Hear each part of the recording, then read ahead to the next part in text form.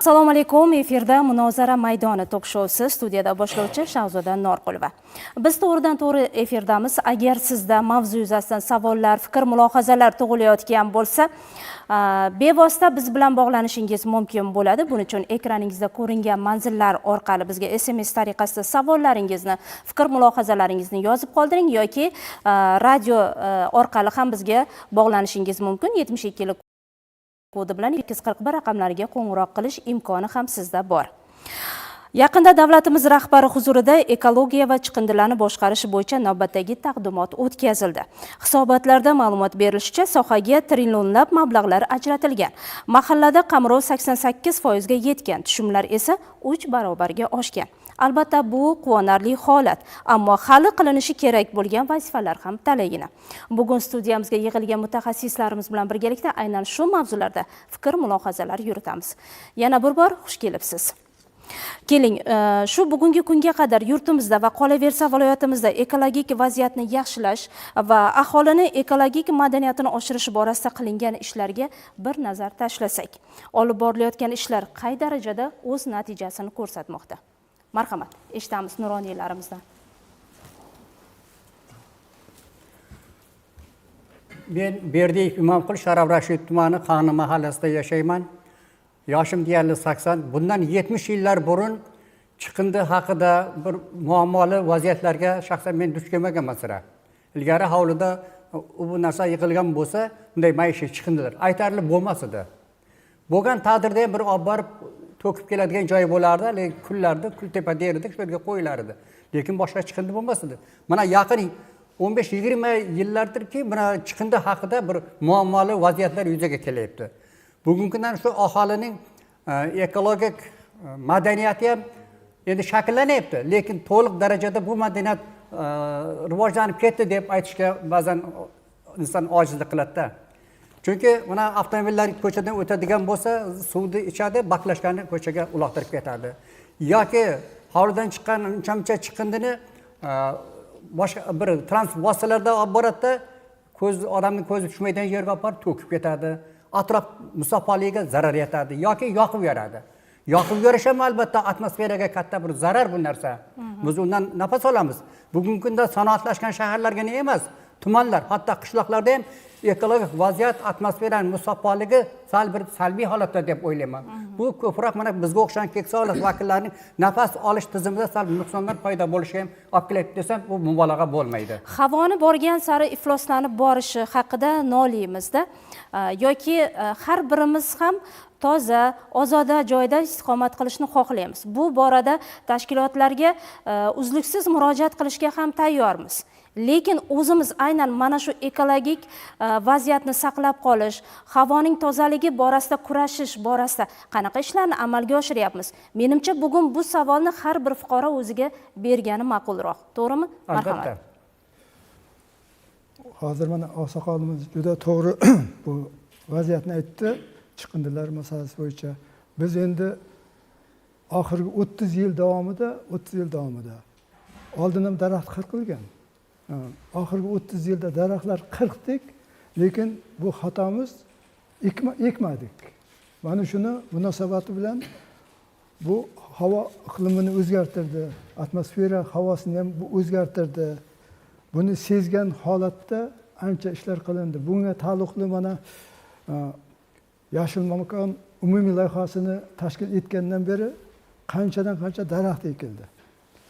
O'sha hozirgi vaqtgacha biz daraxt qirqdik-ku, ekmadik. Bu oldingi ota-bobolarimiz qilgan narsani qilmay qo'ydik. Masalan, bizning bolaligimizda bir oilada farzand tug'ilsa, o'shanga bag'ishlab terak daraxti ekkan. O'sha terak daraxti boyagi bola voyaga yetganda materialga yaroqli bo'lgan. O'shandan foydalangan. Keyin aholi mana ekologik madaniyat to'g'risida gapiradigan bo'lsak, aholimiz ichida mana oqsoqollar yaxshi biladi. Aholi ichida bir daraxtni shoxini sindirsang, ko'rgan odam urishardi. Nima qilyapsan deb. Biz oxirgi vaqtda o'shani so'ramadik, oilada so'ramadik.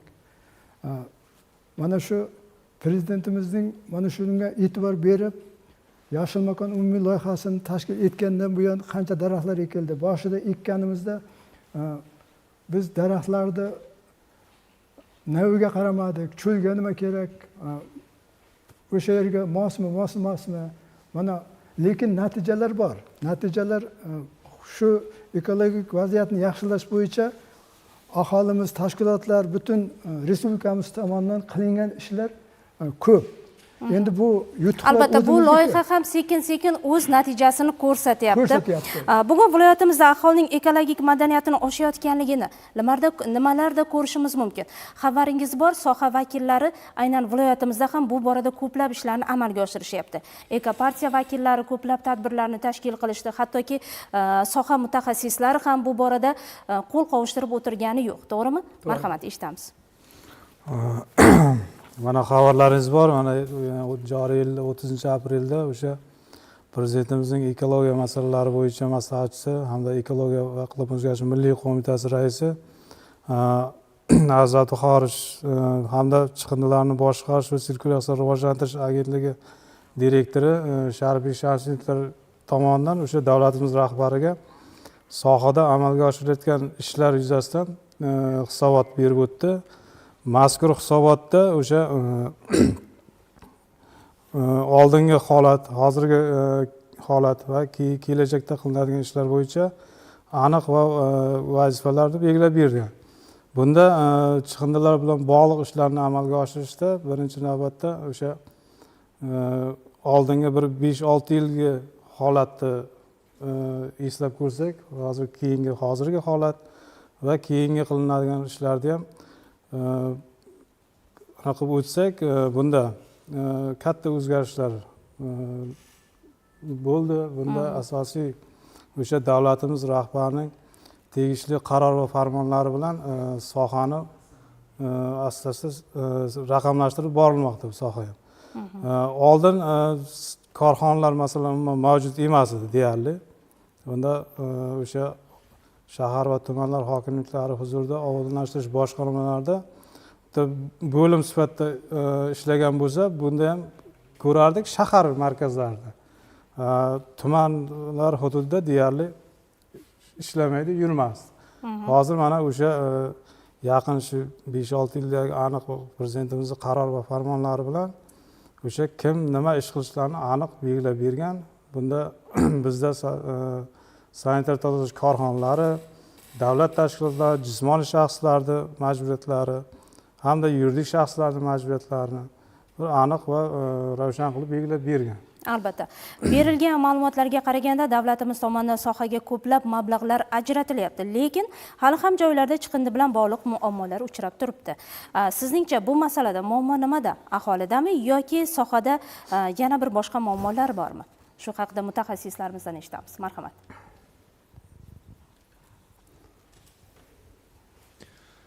Demak, hozir mavzuga qaytadigan bo'lsak, bu masala bo'yicha aynan sohaga yuqorida aytib o'tdingiz, yaxshigina mablag' ajratilgan va ushbu mablag'lar o'z joyiga, ya'ni o'sha mablag' ajratilishidan oldin aynan shu mablag'lar qaysi sohaga yoki qaysi yo'nalishga yo'naltirilishi yuzasidan ham o'sha farmoyishlar, farmonlar, dasturlar ishlab chiqiladi.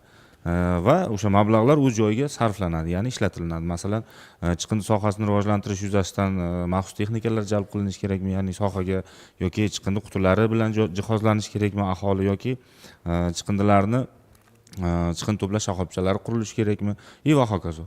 Aynan shu masalalar yuzasidan ajratilgan mablag'lar o'z joyiga ishlatilyapti. Bu borada faqat tashkilotni yoki bo'lmasam o'sha aholini chiqindi bilan bog'liq ishlayotgan o'sha jamiyatimizni qaysidir tashkilotni mavzusi yoki vazifasi deb qarashimiz ham noto'g'ri bu o'rinda. Sababi bu tashkilotlar biz hozir tushunarli qilib aytadigan bo'lsak, tashkilot o'sha masalani yoki o'sha sohani tashkillashtirib berish sohadagi muammolarni joyida bartaraf etish bilan shug'ullanadi. Endi o'z-o'zidan buni pastki qatlami, masalan biz tashkilotda rahbar yoki xodim bo'lsak, o'sha xonadonimizda fuqaromiz, aynan o'zimiz ham fuqarolik burchimiz bor bu yerda. Fuqarolik pozitsiyamiz bor. Shundan kelib chiqib yondashadigan bo'lsak, aynan o'sha darvozani tashqarisiga chiqarib qo'ygan o'sha chiqindilarimizni endi bizga aloqasi yo'q, taalluqli emas. Buni tashkilot olib ketish kerak degan fikrni biz miyamizdan chiqarib tashlashimiz kerak. Fuqarolik burchimiz o'laroq. ya'ni men aytmoqchi bo'lganim o'sha aynan xonadonda chiqindilarni saralashni joriy qilsak, aynan misol uchun 4 qop yoki bo'lmasam bir chiqindi qutisi bilan nima to'ladigan hajmdagi chiqindilarni biz xonadonimizdan, maishiy ehtiyojlarimizdan hosil bo'lar ekan, aynan shuni saralashimiz orqali uni 4dan biri chiqindi ekanligini ko'rishimiz mumkin-da. Qolgan qismini polietilen mahsulotlari, qog'oz mahsulotlari yoki o'sha konserva bankalar deymiz yoki xo'jalik ehtiyojimizdan kelib chiqadigan ularni qayta ishlasa bo'ladi. Va biz uchun bu qo'shimcha daromad manbai ham kerak bo'lsa. Aynan mana shu sanitar tozalash korxonalari tomonidan viloyatimizda shunaqa narsa ham joriy qilindiki, o'sha aholi orasida chiqindi tashib ketadigan texnikadan boshqa alohida texnika jalb qilinib aholiga, ya'ni mahallalarga, tuman sentrlarida, tuman mahalla markazlarida tashkil etildi. Qo'lida tarozisi bilan o'sha korxona xodimlari yurdi. Sizda o'sha qancha polietilen mahsuloti bor, sotib olamiz.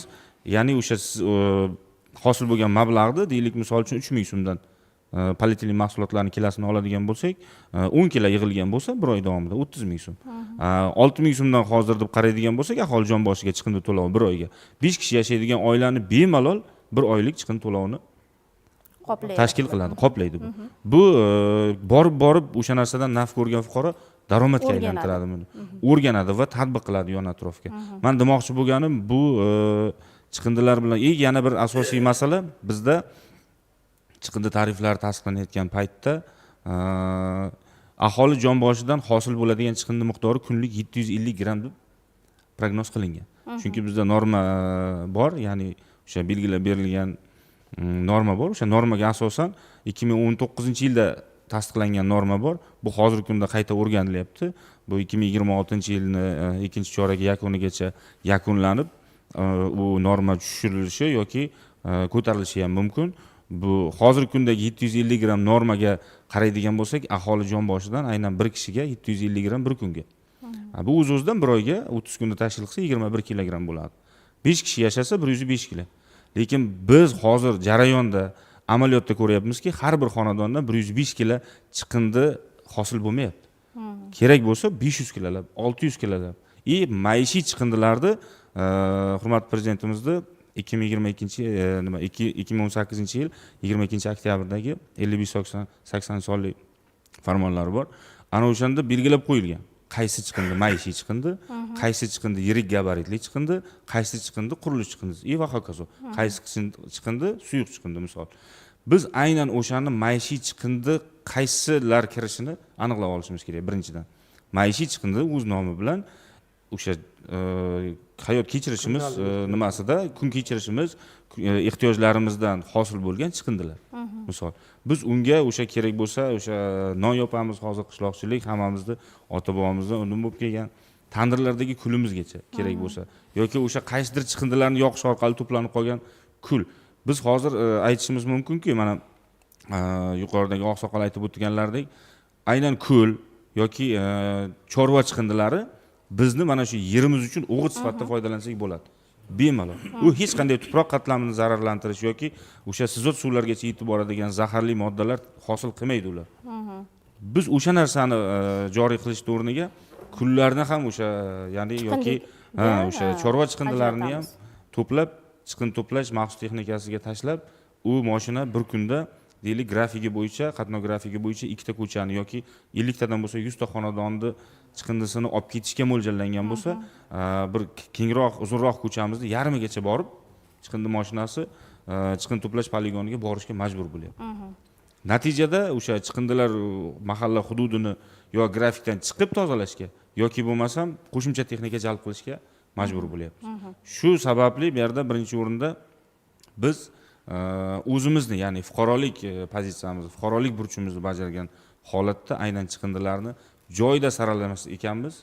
Joyida o'sha chiqindi, maishiy chiqindilarni, ikkilamchi chiqindilarni biz ajratib olmas ekanmiz.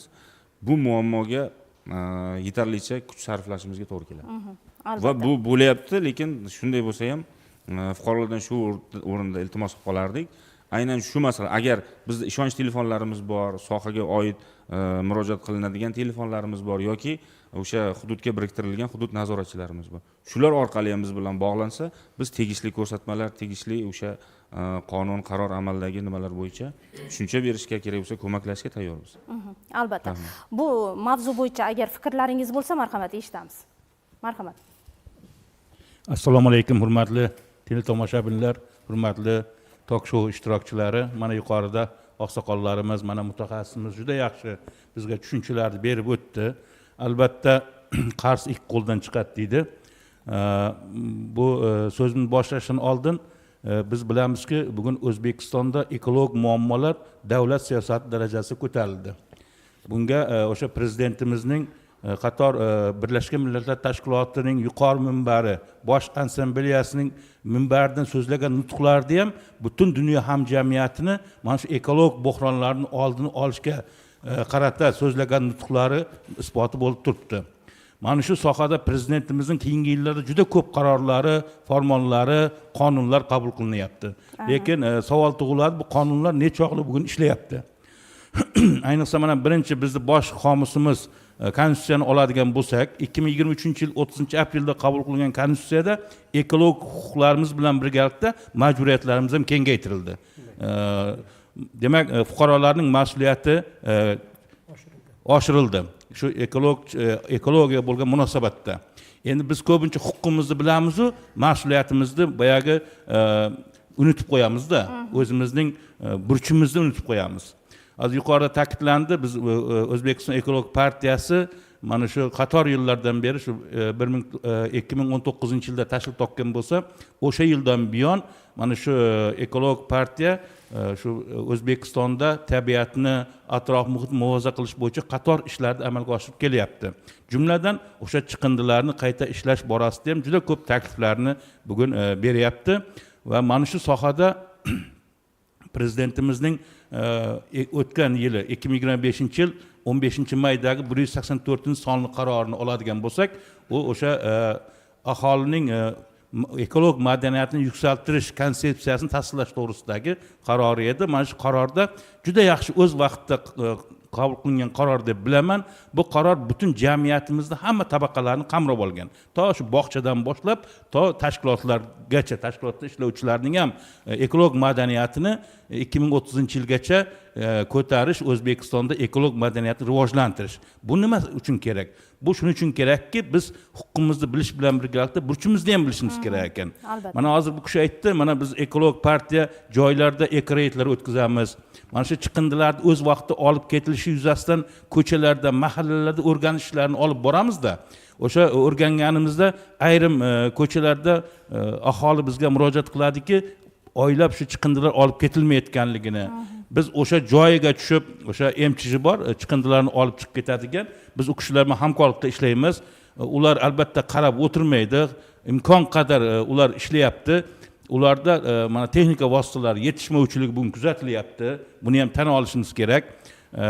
Vaholanki kechagi hisobotda aynan mana shu texnikalarni xarid qilish uchun ham juda katta mablag'lar ajratilganligi haqida aytib o'tildi. Haqiqatda ham texnikalar xarid qilinyapti, lekin ba'zi bir mana hozir toza hudud mutaxassisi ta'kidlab o'tdilar, tashkilot mutaxassisi, haqiqatda ham ba'zida shunday muammolarga duch kelyapmizki, aholi aynan xonadonidan chiqqan har qanday chiqindini aynan birgina mana shu mashina orqali yo'llashni xohlashadi-da, lekin aslida u chiqindilarni ham saralab o'zining yo'nalishi bo'yicha topshirish kerak, to'g'rimi? To'g'ri. Endi mana shu borada men aytmoqchimanki, shu murojaatlarda o'rganganimizda ayrim fuqarolarimiz boya bu kishi aytgandek qurilish chiqindilari bilan maishiy chiqindilarni aralashtirib yuboradi-da. Endi boyagi qurilish chiqindilari ko'p to'planganligi sababli bitta mashinani yarmi o'zi o'sha chiqindi bilan to'lib qoladi va boshqa hududlardagi chiqindilarni o'z vaqtida olib ketilmasiga sabab bo'lyapti. Agar uni o'sha qurilish chiqindisini olib chiqmasa, u murojaat qilyapti tashkilotlarga, yuqori tashkilotlarga. Ishlamayapti bizda, mana pulni to'layapmiz deyapti. Yoki bo'lmasa boya bu kishi aytgandek, bizning xalqimiz chorvaga qiziqadi, qo'shimcha daromad manbai chorva hisoblanadi. O'sha chorva mollaridan chiqqan chiqindilarni ham maishiy chiqindilar bilan aralashtirib yuboradi.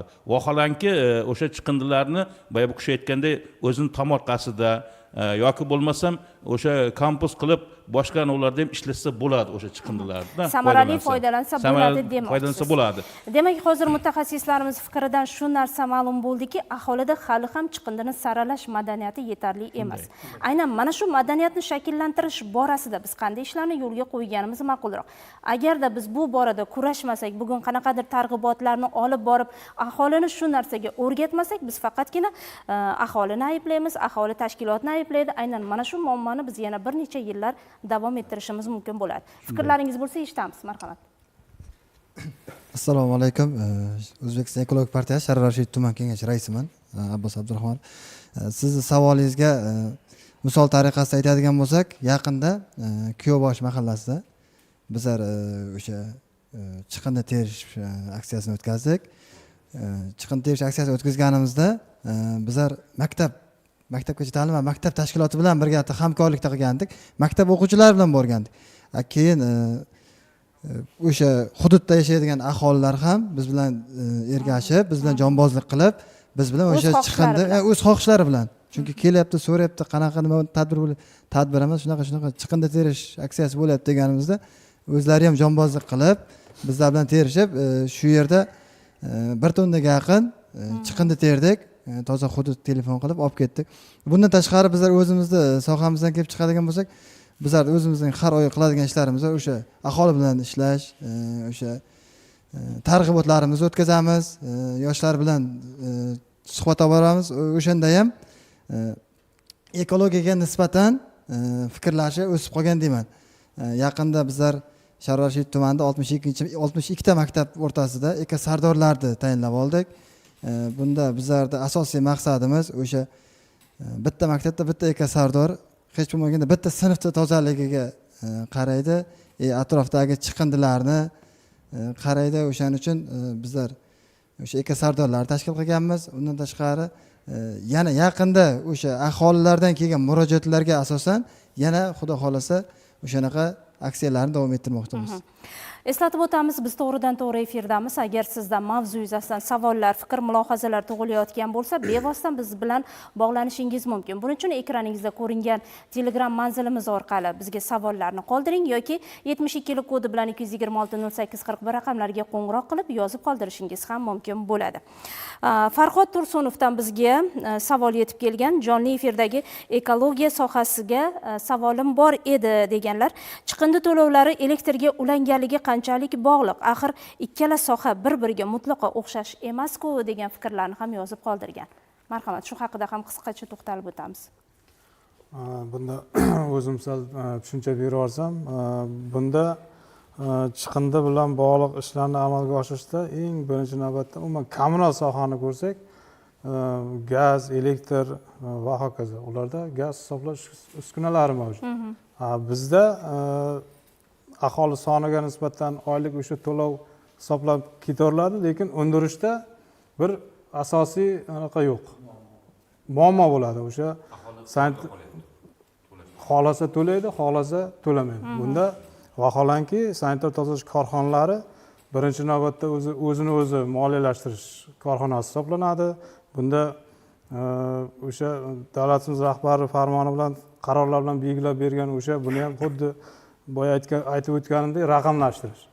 Hozirgi kunda bizda o'sha respublika bo'yicha agentlikning toza makon billing dasturi bo'lib, bunda har bir abonentning to'liq ma'lumoti shakllantirilgan. Tegishli vazirlik va idoralarning, masalan, ro'yxatda Ichki ishlar vazirligining tegishli anaqasi bilan ro'yxatda turuvchilar aholi soni bilan to'liq integratsiya qilingan bu. Hozirgi fuqaromizning murojaati, agarda har bir fuqaro o'sha ekologik madaniyati shakllanib, o'sha to'lovlarni, korxonalarning xizmatini, ularda ishchi xodimlarning mehnatini qadrlab, o'sha oyma-oy har bittasi to'lasa, o'sha to'lovdi. Vaholanki o'sha noqonuniy chiqindixonalar ham hosil bo'lmaydi. O'sha korxonalarda hozirgi arzimagan eng kam 2 million 200 ming so'm oylik oladi. O'sha qiynalib kuni bilan yuk ortadi o'sha chiqindilarni. 2 million 200 ming so'mga hozir bir oyda yashash imkoni yo'q. o'sha har bir o'sha jismoniy shaxs tomonidan o'sha to'lovlarni o'z vaqtida amalga oshirsa o'sha 2.200.000 emas 4 million 5 milliongacha oylik qilib beriladi. Prezidentimiz huzurida bo'lib o'tgan takliflar taqdimotida to'lovlar 3 barobarga oshganligi va 1,5 trillion so'm yig'ilganligi haqida ham hisobotlar berildi. Albatta bu raqamlarning oshishida viloyatimiz aholisining ham hissalari bor. Viloyatimizda to'lovlarni o'z vaqtida amalga oshirish va aholi talablarini qoniqarli bajarish borasida olib borilayotgan ishlarimiz to'g'risida ham qisqacha to'xtalib o'tsak. Marhamat.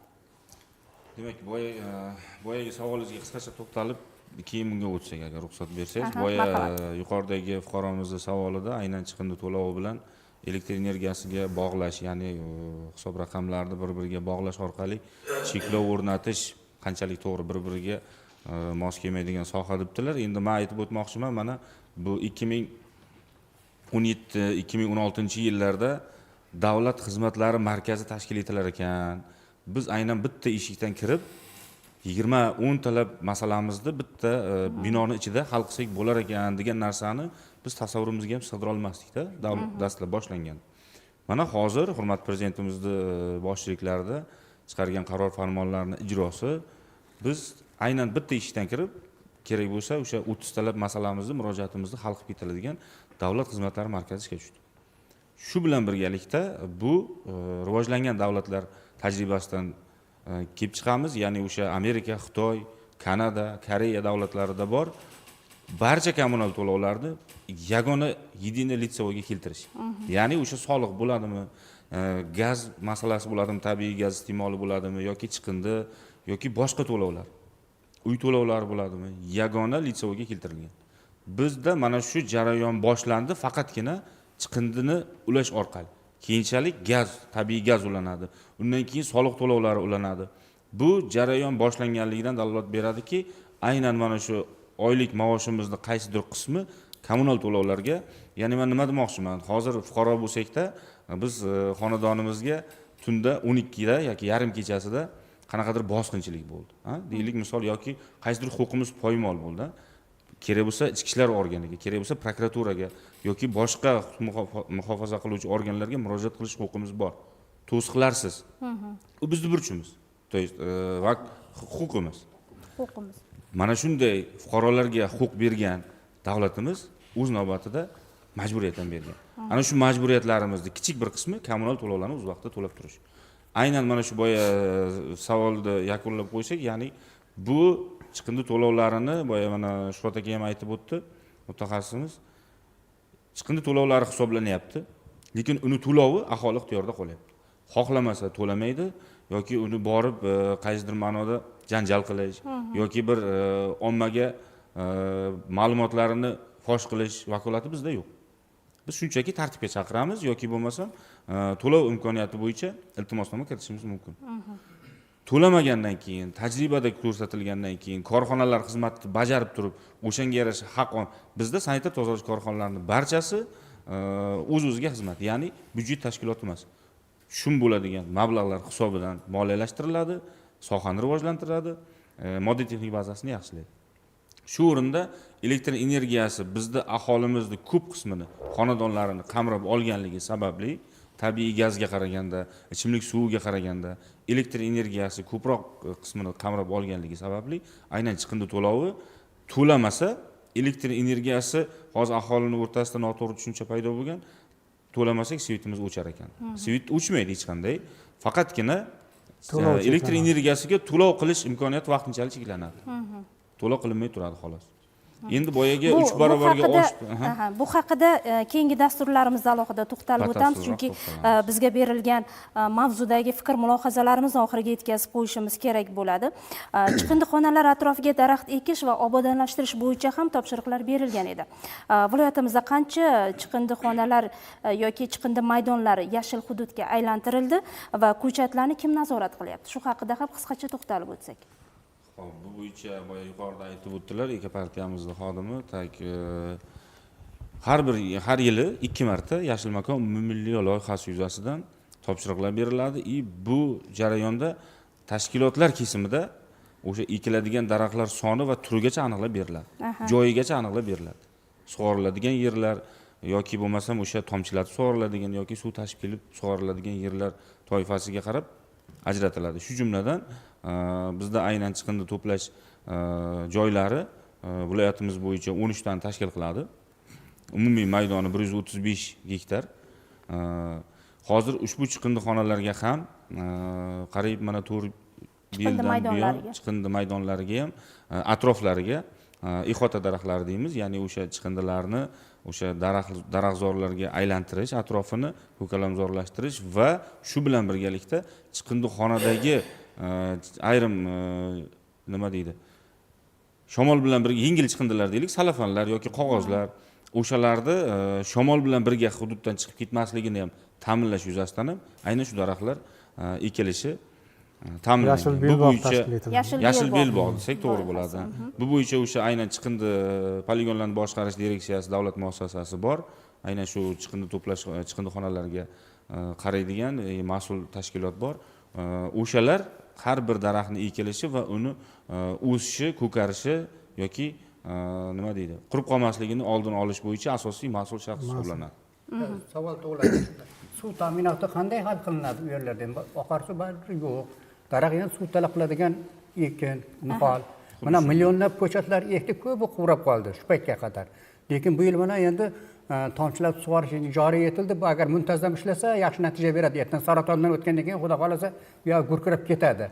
Xo'p, chiqindixonaning atrofi shunday atrofini yashil makon qilinar ekan, uning suv ta'minoti ham o'ylangan bo'lsa kerak albatta. Xuddi shunday. Bu qanday hal qilinadi? Chiqindixonalarning atrofi endi hammasida ham deyolmaymiz, ayrimlarida bor suv. Masalan, Mirzacho'l tumanimizda chiqindixonaning atrofidan o'sha qishloq xo'jaligi ekinlarini sug'orish uchun mo'ljallangan kanal ariq o'tgan. Aynan shu orqali Paxtakor tumanimizda bor bu kabi kanallar, ariq kanallar. Mana Sharof Rashidov tumanidagi G'ozg'ontepa mahallasidagi chiqindixonani oladigan bo'lsak, bu atrofda kanal ariq yo'q, to'g'ri aytyapsiz. Lekin ekilgan daraxtlarni o'sha tomchilatib sug'orish orqali hamda o'sha tashkilotning o'ziga biriktirilgan balansidagi nima deydi, asanizatsion texnikalar bor. Aynan suv tashib kelish bilan ga moslashtirilgan texnikalar bor. Shu orqali sug'orish tizimi tashkil qilinadi. Shu o'rinda yana bir ma'lumotni aytib o'tmoqchiman. Aynan shu mavzuga taalluqli 47 ta poligon yopildi. 132 tasi ko'kalamzorlashtirildi deb hisobotda ta'kidlab o'tildi. Ammo yopilgan poligonlar ostidagi zaharli sizot suvlar masalasi nima bo'ladi? Bu borada ham qanaqa ishlar amalga oshiriladi? Daraxtlar ekish masalasida aynan mana shu zaharli suvlarni ta'siri qanday bo'ladi? Sizot suvlarni oldini olish nuqtai nazaridan o'zi birinchi navbatda o'sha poligonlarni rekultivatsiya qilib, o'sha belgilangan talablar bor. Har bir o'sha chiqindi to'lganda har ustini 20 tuproq bilan ko'mishdan oldin uni dezinfeksiya qilinadi, to'liq. Dezinfeksiya qilinib, undan keyin 20 santimetrda har anaqada dezinfeksiya qilib tuproq bilan qatlab yopib boriladi. Eng oxirgi anaqasida 60 santimetr to'liq o'zi yopilgandan keyin dezinfeksiya qilib, oxirgi ishlari o'sha tuproq bilan 60 santimetrgacha yopib ko'miladi. Bunda o'sha dezinfeksiya qilingandan keyin baribir to'liq yer osti suvlarini zararlansiz oldini olish deya olmaymiz endi baribir. O'sha baribir eng xavfli anaqasini oldini olish uchun baribir dezinfeksiya qilinadi. Hozirgi mana Zomin tumanida 10 gektarga yaqin chiqindi xona tashkil qilinyapti yangidan. Chiqindi maydoni tashkil qilinyapti. Aynan mana shu chiqindi maydonida boya siz aytib o'tgan masalalarga yuqori suratda e'tibor berilgan, ya'ni o'sha chiqindi xona tashkil qilish bo'yicha o'sha kotlovan qazilgan jarayonda u birinchi navbatda izolyatsiyalanyapti. Suv, o'sha chiqindidan hosil bo'lgan suv, sizot suvlar yer ostiga ketmasligiga katta e'tibor qaratilgan. Zamonaviy shunday. Hozirgi chiqindi poligonlarimiz, masalan, men hozir aniq ayta olmayman, aynan mana shu Osiyo bozorining oldidagi G'ozg'ontepa mahallasidagi chiqindi poligonimiz qanchadan beri menimcha 87-yil mustaqilligimizdan oldin tashkil etilgan. Bu paytda bu chiqindi poligonlariga bu e'tibor qaratilmagan, to'g'ri tan olamiz. Hozirgi kunda har bir yangidan tashkil qilinayotgan chiqindixonalarga alohida yondashilib, alohida hudud jihatdan yer qatlami, tuproq qatlami o'rganilgan holatda zamonaviy texnologiyalar bilan jihozlanyapti. Shunga bitta qo'shimcha qilaman yana. Hozirgi kunda o'sha O'zbekiston 2030 strategiyasida ham o'sha mavjud hozir viloyatimizda 13 ta bo'ladigan bo'lsa, o'sha chiqindilarni 50% ga qisqartirish belgilab o'tilgan. Bunda o'sha dastur ham ishlab chiqilgan. Hozir o'sha 2030-yilgacha bizlar o'sha direksiyaning hududiy boshqarma boshlig'i bilan hamkorlikda o'sha grafik qilib belgilab olingan. Bunda qaysi yili qaysi hududdagi chiqindi to'plash o'sha maydonlari yopiladi. Bizda hozir 2025-yil bitta viloyatimizda Baxmal tumanidagi 3 gektarlik o'sha chiqindi maydoni yopilib, to'liq rekulsiya qilib, hozirgi kunda chiqindi to'plash chiqindi olib kirib joylashtirilmaydi. Bunda o'sha hududlarda o'sha aholiga birinchi navbatda sifatli xizmat ko'rsatish nuqtai nazaridan poligonlar o'rnida o'sha kichik yerda egallaydigan chiqindidan qayta yuklash stansiyasi qurilish belgilangan. Bunda hozir 26-yilda hozir Sharof Rashidov tumani hududida, keyingi 5 yilda o'sha viloyatimizning yana 5 ta tumanida o'sha chiqindilarni qayta yuklash stansiyalari qurilib, bunda o'sha tegishli tartibda o'sha chiqindi maydonlari rekultivatsiya qilinadi, tuproq bilan ko'miladi va davlat zaxirasiga qaytariladi. Ishlar boshlab yuborilgan. Shunday.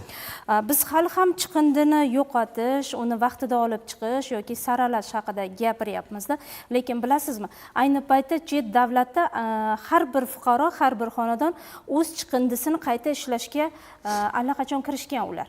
Hattoki mana shu chiqindini qayta ishlab yaxshigina daromad ko'rayotganlar ham bor. To'g'rimi?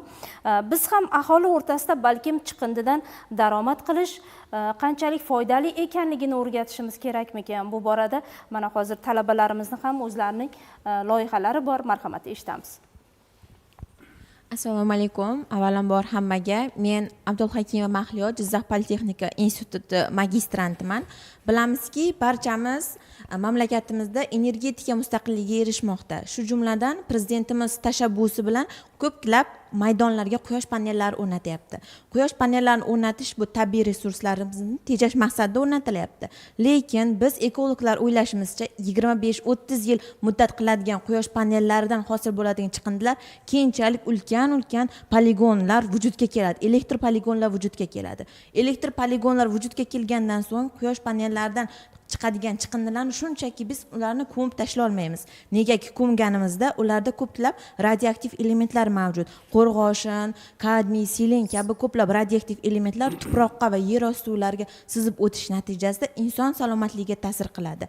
Biz va asosan mening ilmiy ishim asosiy maqsadi mana shu quyosh panellaridan chiqadigan chiqindilarni qayta ishlash, ya'ni circular economy, qayta iqtisodiyotga qaytarish usuli hisoblanadi. Bunda biz zararsiz va xavfsiz ekologiyaga zararsiz va xavfsiz usulda yana iqtisodiyotga topshirish. Buning asosiy qismi shundan iborat bo'ladiki, ko'plab chet davlatlarda quyosh panellari qayta ishlash bo'yicha rejalari tuzilgan. Biz ham o'zimiz O'zbekistonda joriy qilsak bo'ladigan mana shu quyosh panellaridan chiqadigan chiqindilarni biz yashil erituvchilar yordamida inson organizmiga va tabiatga zarar yetkazmagan holatda yashil erituvchilar yordamida qayta ishlab, kremniyni alohida olamiz, misni, alyuminiy va shishani alohida qayta ishlab, uni yana qayta sanoatga topshirish maqsadida shu narsani joriy qilmoqchimiz. Undan tashqari har bir viloyatda o'sha quyosh panellari ishlab chiqaradigan korxonalar ham qilsa bo'ladi.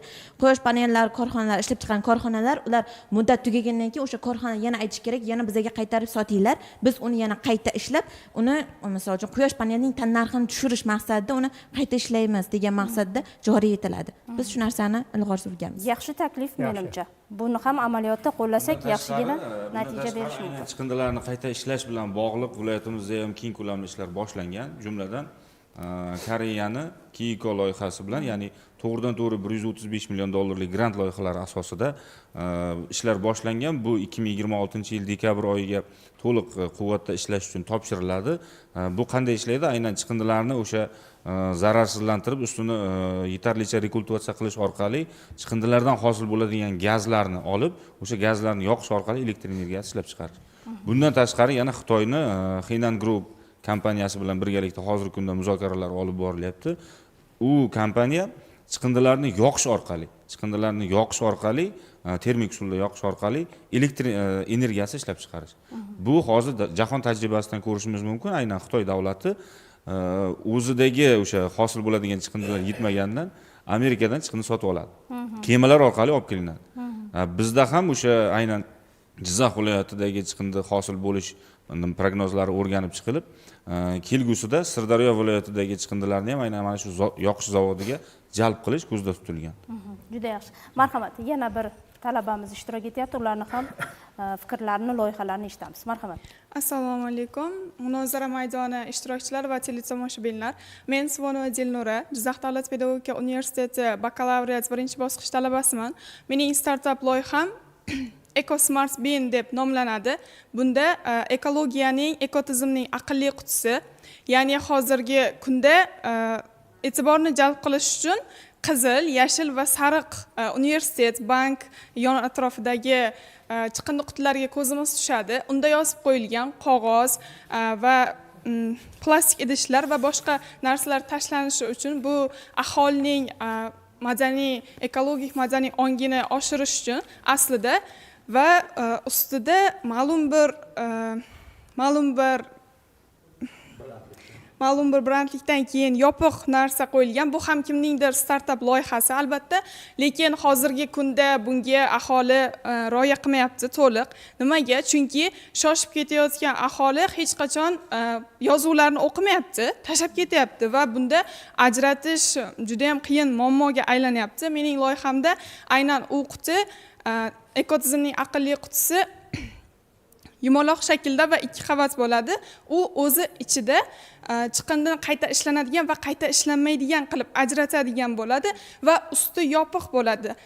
Ustida tugmachasi bo'ladi. Ustini biz bosamiz, bosganimizda o'zi ochiladi. Chiqindini tashlaymiz. Qancha chiqindi tashlashimiz miqdoriga qarab bizga keshbek chiqarib beradi.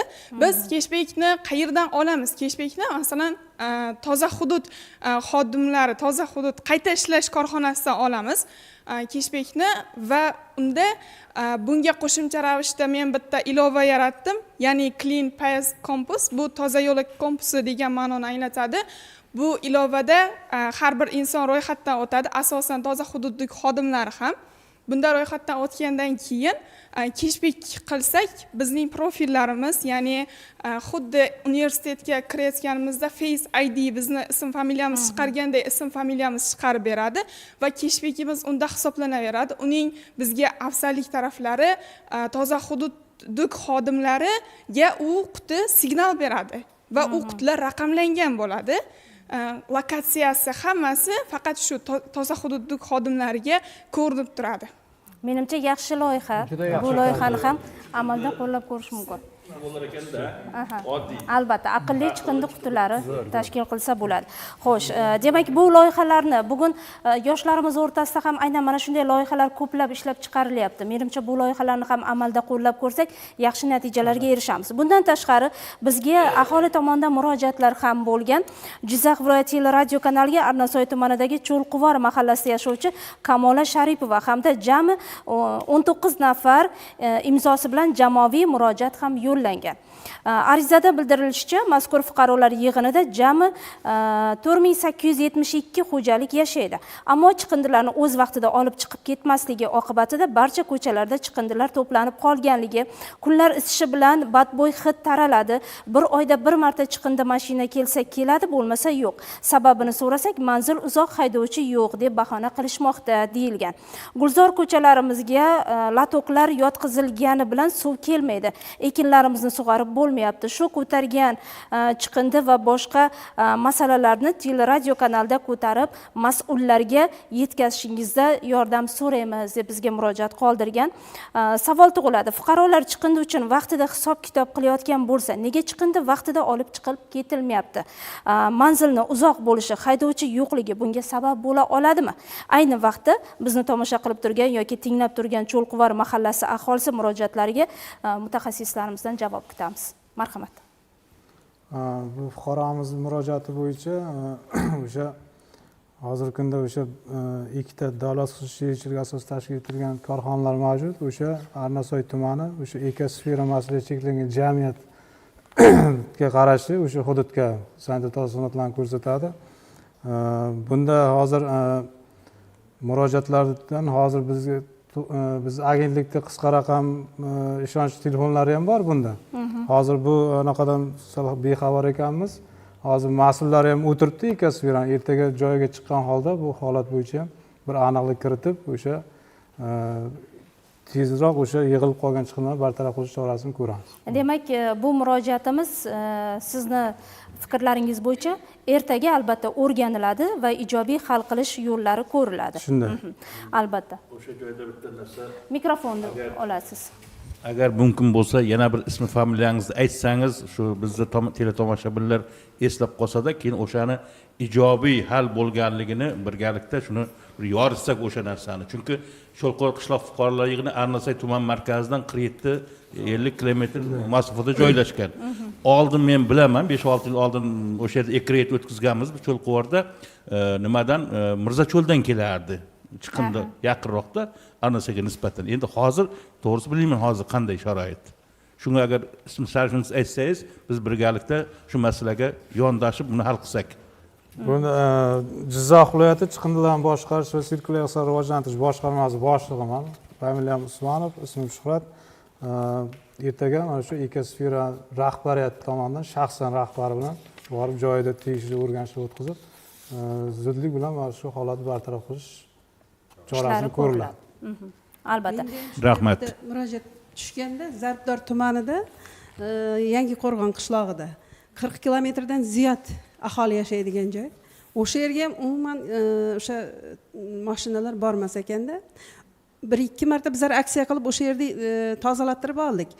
Aholisi juda qiynalyapti. Oldida bog'cha bor, maktab bor. O'sha bilan ham agarda iltimos mahallasi qaysi mahalla? Mikrofon. Mahalla. Zarbdor tumani Yangiqo'rg'on. Yangiqo'rg'on mahallasi Qishloq yo'qda. mahallasi, Yangiobod mahallasi. Afrosiyob deb aytilardi, ishqilib o'sha mahallami? Unaqa Zarbdor tumanida unaqa mahalla eshitmaganmiz. Yangiobod 17 bilan 17 kilometrdan chap qo'lga kiriladimi? Toshkeskan mahallasi. Kanal yoqasi bilan boriladigan yo'lda.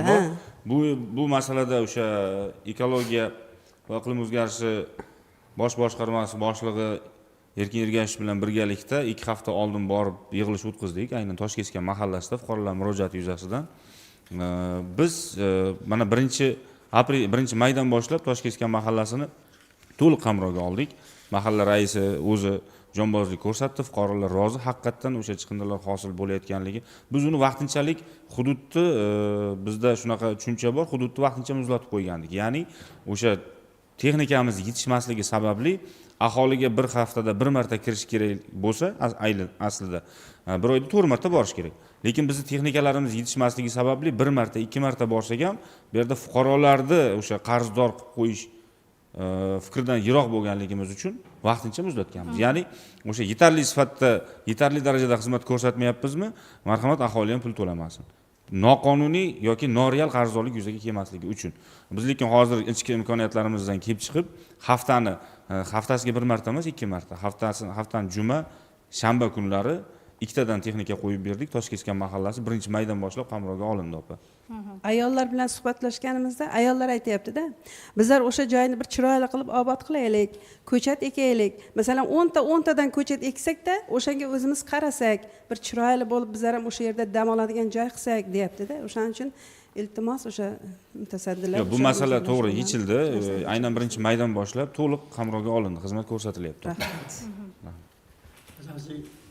Marhamat.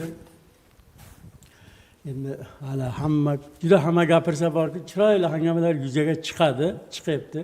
O'shani o'rgangan holda, aytaylik, xulosa qilgan holda mutaxassislikdan bu sohadan juda ham uzoqdamiz. Lekin yoshimizga nisbatan o'sha aytaylik mahallamizda yoki menda o'zimda bir 5 ta 6 ta xonadon farzandim bo'ladigan bo'lsa, hammasining alohida uy-joyi bor, alohida bola chaqasi bor, alohida boyagi chiqindi bilan chiqaradigan narsalari bor. Ana endi xo'p, kelin ishlasa, o'g'il ishlasa, siz bilan bizning mashinamiz kunduz bor deb 4 soat chaqirgan bilan uyda hech kim yo'q, ish bajarilmaydi. kunduz hammasi ishlab bo'ladi. Men bitta narsani taklif ham hali qilmoqchiman. Bir vaqtlarda televizorda, boshqalarda shu ekologiya bo'yicha o'sha chiqindilarni alohida boya yuqorida gaplar bo'ldi, alohida yig'ib mashinalarga yuklash juda yaxshi algi beradi, effekt beradi. Deganda qanday qilib degan masalani tushuntirganda aytdiki, alohida idishlar. Alohida idish nima? Masalan, bitta xonadonda 8 xil chiqindi chiqadi. 8 xil emas, 5 xiliga hacha bu o'sha idishni belgilab qo'ysin. Nima masalan? Aytaylik, mana 10 litrlik ichimlik suvining bag'lashkasi.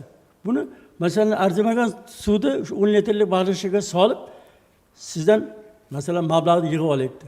Nahotki biz shuncha mablag'ni to'lashga qodirmiz, lekin boyagi idishlarni qilishga qo'limizdan kelmaydi. Saralash uchun imkoniyat yaratib berilish kerak demoqchisiz. O'sha idishlarda bor-ku, mana bizda nima ko'p, zaxira ko'p. O'sha plastmassa idish chiqarishga bizda mana konlarimizda hamma narsa yetarli. Mana plastmassa turbalar chiqaryapmiz, boshqalar chiqaryapmiz. Lekin bu idishlar bor-ku, agar biz taklif berib, mana shunaqa idishlarda aholiga tarqatib chiqaylik. Mana shu 5 xil idishni, 5 xil idish bo'yicha aytaylik, o'sha chiqindini tashasin. Mana qizlarimiz aytdi, batareya chiqindini joylashtirish joylarida aynan mana shunday qutilar allaqachon joylashtirilgan. Chiqindilarni saralab tashlash uchun. Saralab tashlash uchun. Ana endi kelgan mashin, masalan, 5 ta chiqindi idishdan shundan 3 tasi 3 oyda to'ladi. 2 tasi har haftada to'ladi. Har haftada to'ladigan idishni sal kattaroq qilish kerak. Ob'yomini bundayroqlarni kichkina qilsa, o'sha batareya boyagi bunga aralashib ketmaydi. Yoki boshqa bir polietilen narsa bunga aralashib ketmaydi. Bu borada ham ishlar boshlab yuborilgan, albatta. Hamma narsa mashinaga yuklangandan keyin u shofir bor buni u yerda sartarab qilmaydi-ku. Tashlagandan keyin bor-ku. U yoqda undan ham katta muammo hosil bo'ladi. Buni boyagiday idishda alohida ketsa, o'sha olib borgan yuk tushiruvchi ham alohida o'sha idishlardan alohida joylarga tashlaydi. Ana uni boya aytganda ishlab chiqarishga keyin tadbirkorlar topiladi. Tushunarli. Albatta, sizning fikrlaringiz ham inobatga olinadi. Bu borada ham ishlar o'ylab boshlangan va ayni paytda amaliyotda bu jarayonlar davom etyapti. Yana bizga ajratilgan vaqt juda ham qisqa qolyapti. Ko'rsatuvimiz so'ngida prezidentimizga bo'lib o'tgan topshirilgan hisobot borasida agar yana aytadigan fikrlaringiz bo'lsa, marhamat, eshitamiz. O'sha davlatimiz rahbariga qilingan taqdimotda o'sha kelgusida qilinadigan ishlar ham ko'rsatib o'tilgan. Bunda o'sha birinchi navbatda o'sha qayta yuklash stansiyalari qurib, uni poligonlarni birinchi navbatda qisqartirish keskin. Undan tashqari o'sha sanitar tozalash korxonalarining moddiy texnik bazasini rivojlantirish maqsadida qo'shimcha yangi texnikalar ajratish ko'zda tutilgan. Bunda hozir yana bir qo'shimcha qilib o'tib ketsam, bugungi kunda hozir bizda o'sha xalq tilida Kia zavod deymiz, o'sha biroda bojxona omborxonasi bor. O'sha kunda o'sha joyda hozirgi kunda 60 dona Xitoy Xalq Respublikasidan olib kelingan elektrda yuradigan maxsus chiqindi tashish texnikalar olib kelingan. Hozirgi kunda o'sha tegishli hujjatlar rasmiylashtirilib bo'lgandan keyin o'sha viloyatimizga ish jarayoniga chiqariladi. Sanitar tozalash korxonalarining ehtiyojidan kelib tarqatib beramiz uni. Albatta. Ko'rsatuvimiz avvalidan buyon mana ekologik vaziyatlar va chiqindilar borasida fikr mulohazalarni yuritdik. Agar sizlarda fikrlar bo'lsa, takliflar bo'lsa, xulosa o'rnida marhamat, eshitamiz. Ekologik madaniyatni oiladan boshlashimiz kerak. Biz ota-onalar farzandlarimizga ularning ongi shuuriga singdirib borishimiz kerak. Yuqorida ta'kidlab o'tildiki, chiqindilarni toifaga ajratib tashlash haqida. Juda to'g'ri taklif. Men ilgari bundan 30 yillar burun fan-mat yo'nalishida o'qiganman. Shunday chiqindi oladigan idishlarga shunday moslama qo'yilgan ekanki, tashlansa rahmat, yoki minnatdorman degan so'z jaranglab chiqar ekan. Shunda o'quvchilar, yosh bolalar ham ko'chada bu narsani tashlashga harakat qilar ekan. Atrof toza bo'lar ekan. Qani endi shuni ham mana qizlarimiz o'ylab shu narsaga tartibsa, joriy qilsa maqsadga muvofiq bo'lar edi. Albatta, marhamat, eshitamiz. Assalomu alaykum. Televideniya qatnashchilari, tok shou qatnashchilari, mana bugun juda dolzarb mavzu ko'tarildi. bugungi kunda Jizzax shahrida ham juda katta ishlar amalga oshiryapti. O'zimizni shahar hokimimiz ishtiroklarida mahallalar kesimida ko'p qavatli uylarni ichida nima oldingi chiqindixonalarni bugungi kunda o'sha sanitariya holatga moslab turib katta sharoitlar yaratilyapti. Yerda kerak bo'lsa dushlar qilinib, o'sha dam olgan xonalar qilinib, o'sha yerda xizmat qilayotgan xizmatchilarga juda yaxshi sharoitlar yaratilib, 20 ta asos tayyor, 28 ta mo'ljalga olingan. Bundan tashqari mana yuqorida aytib o'tildi, mahallalar kesimida ham mahallalar bog'i yaratilyapti. Yashil makon masalasida ko'tarilgan masalaga men aytib o'tmoqchiman. Deputatlarimiz ham o'zlarining mahallalarida o'sha saylangan hududlarda deputatlik bog'lari yaratyapti. Shaxsan o'zim qariya mahallamizda deputatlik bog' yaratganman. 200 ta daraxt ekib turib, bugungi kunda juda ajoyib bir manzara yaratib qo'yganmiz. Endi bu narsani madaniyatni qanday kiritiladi? Ekologik madaniyatga kiritishni biz albatta bog'chalardan boshlashimiz. Bog'chalarda qandaydir bir televideniya nimalarni yaratishimiz kerak, multi perdachilar tayyorlashimiz kerak. Maktablarimizda multi perdachilar tayyorlashimiz kerak. O'shalarda, o'sha tayyorlangan perdachilarda albatta nima qilish kerak? Bolani o'shaniga ongiga singdirib borish kerak. Bu narsa Yaponiya tajribasida bor. O'sha bolalarga tashqariga tashlangan chiqindilarni qanday bir ta'sir ko'rsatayotgan, ta'sirli ko'rsatkichlarni bergan. Mana shuni bir taqdimot qilib qo'ysak yaxshi bo'ladi. Albatta, hozir ko'rsatuvimiz davomida talabalarimizni loyihalarini ham eshitib ko'rdik. Albatta, amaliyotda qo'llasa bo'ladigan loyihalar. Menimcha bu loyihalar juda katta mablag' talab etmaydi. Aynan mana shunday yoshlarimizni rag'batlantirish va ularning loyihalarini ham amalda qo'llash uchun biz tashkilot vakillari ularni qo'llab-quvvatlasak, menimcha yaxshigina natijalarga erishamiz. Marhamat, fikringiz bo'lsa. Shu o'rinda aytib o'tmoqchiman, mana shu kabi startap loyihalar bo'yicha bizda har yili o'tgan yili Toshkent viloyatida o'tkazildi. Bu yil 30-maydan 5-iyungacha tashkil qilinadi. Samarqand viloyatida tashkil etiladi. Aynan ekologik startap loyihalar va ularni rag'batlantirish, moliyalashtirish va ularga o'sha imkoniyati, salohiyati yetadigan tadbirkorlarni biriktirilishi yuzasidan 5 kunlik katta ko'rgazma bo'lib o'tadi. Shunga taklif qilib qolamiz. Mana biz yordam beramiz, birgalikda borib aynan mana shu startap loyihalarni joyida amaliyotga tatbiq qilish yuzasidan barcha ko'makni beramiz. Albatta. Ayni payt bizga ajratilgan vaqt ham o'z nihoyasiga yetib bormoqda. Nima ham derdik, vaqt oliy hakam.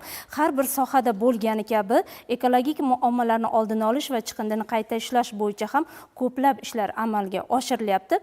O'ylaymizki, bu borada olib borayotgan ishlarimiz ham albatta o'z samarasini beradi. Faqatgina bu ishlarda bizni ham burchimiz bor ekanligini, huquqimiz bor ekanligini unutmasligimiz va har bir fuqaro aynan ekologik vaziyatlarni yumshatish va aynan mana shunday chiqindilarni qayta ishlash va chiqindini saralash borasida ham o'z hissalarini qo'shsa, o'ylagan maqsadga tezda erishishimiz mumkin bo'ladi. Studiyamizga tashrifingiz, mazmunli suhbatingiz uchun sizlarga katta rahmat. Bizni kuzatib boring, keyingi ko'rsatuvlarimizda ham aynan barchamiz uchun muhim bo'lgan mavzularda mutaxassislar bilan birgalikda fikr mulohazalar yuritamiz. Hozircha esa xayr, salomat bo'ling.